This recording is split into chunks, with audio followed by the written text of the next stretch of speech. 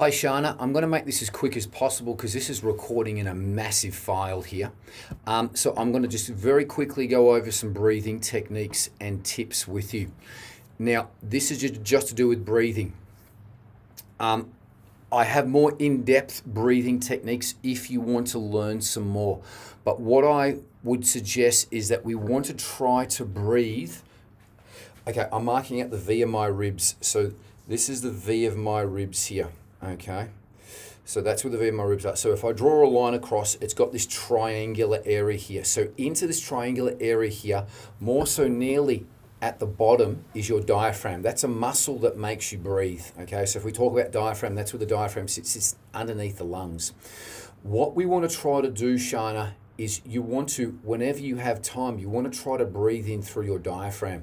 So we want to try to get this technique down. So this is probably how you normally breathe if you've had no lessons. Watch me. So you probably breathe up here and then out.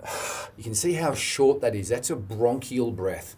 But if you've ever had the unfortunate situation of being punched, hit or kicked around this area here, or fallen off a horse and landed on your back, you may have been winded. 90% of your lungs are around here, and you've done anatomy and your lungs are pear-shaped or they're blade-shaped. So they're bigger down here than what they are up top. We want to try to breathe down.